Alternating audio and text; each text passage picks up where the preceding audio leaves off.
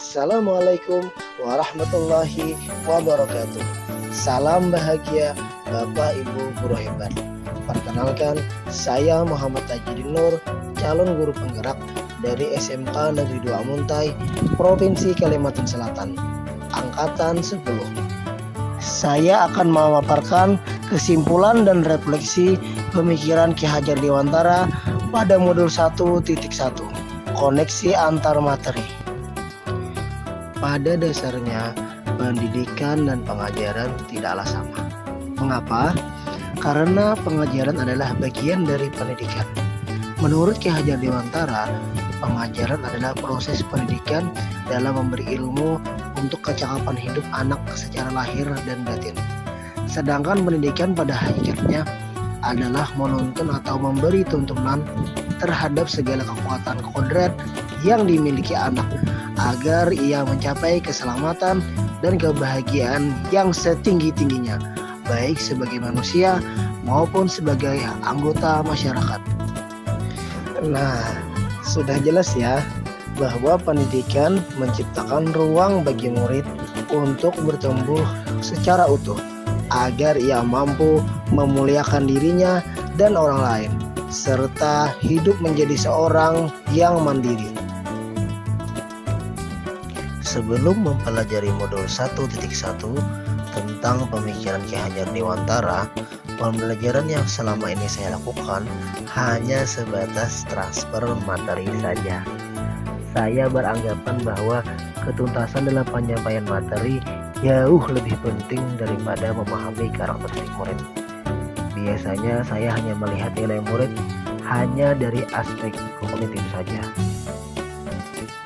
Misalnya, ketika mereka sudah mampu mengerjakan soal, penugasan, dan asesmen yang saya berikan dan sudah mendapatkan nilai di atas KKM yang telah saya tentukan, saya menganggap mereka sudah berhasil dalam proses pembelajaran saya. Selain itu, seringkali saya beranggapan bahwa murid hanya sebagai objek pembelajaran, sehingga pembelajaran saya selalu hanya berpusat pada guru atau menggunakan metode teacher-centered learning yang pada akhirnya saya sering merasa lelah sendiri karena perlu menggunakan metode mengajar yang bervariatif dan menggunakan student-centered learning. Sebelumnya, saya tidak memperdulikan apakah murid sudah benar-benar paham dari apa yang saya ajarkan atau tidak, karena fokus utama saya adalah lebih ke ketercapaian materi, mengingat materi yang saya ajarkan cukup padat pada tiap semesternya. Saya pun hanya meminta peserta didik saya untuk menghafal yang saya ajarkan tanpa memikirkan bagaimana cara agar mereka memahami materi tersebut dengan seutuhnya. Sehingga saya sering merasa gagal jika banyak murid yang tidak tuntas setelah melakukan evaluasi atau asesmen.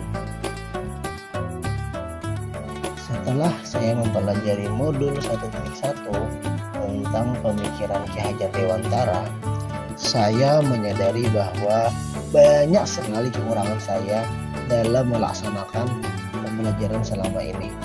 Dengan mengikuti kegiatan ini, membuka pemikiran dan wawasan saya bagaimana seharusnya memperlakukan anak didik saya dan bagaimana sebenarnya peran saya dalam pembelajaran.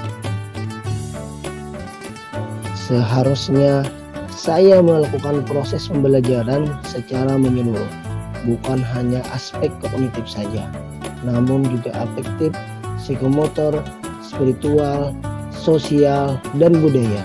Murid bukan sebagai objek pembelajaran, melainkan sebagai subjek pembelajaran. Setelah melakukan refleksi yang mendalam, saya akan berusaha menerapkan pemikiran Ki Hajar Dewantara dalam pembelajaran di sekolah. Penerapan yang akan saya lakukan salah satunya adalah yang pertama, student-centered learning. Pembelajaran seharusnya tidak didominasi oleh guru, tetapi muridlah yang menjadi pusatnya dan muridlah yang aktif dalam mencari dan menemukan sendiri pengetahuannya. Yang kedua, menggunakan model pembelajaran yang inovatif. Guru alangkah baiknya selalu belajar untuk meningkatkan kemampuan dalam pembelajaran, sehingga dalam pembelajaran seorang guru lebih berinovatif dan bervariasi. Kegiatan belajar akan lebih menarik dan murid akan lebih mudah untuk menemukan sendiri pengetahuannya. Saya memanfaatkan informasi dan teknologi seperti Learning Management System di sekolah kami yang diberi nama simbol SMKN 2 Amuntai. Yang ketiga, menumbuhkan budi pekerti.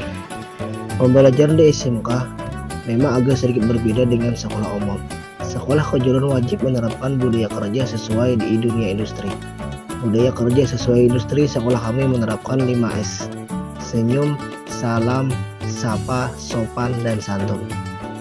Dan kami juga menerapkan 5R: ringkas, rapi, risik, rawat, dan rajin. Terima kasih. Sekian pemaparan dari saya. Salam guru penggerak. Tergerak, bergerak, menggerakkan. Wassalamualaikum warahmatullahi wabarakatuh.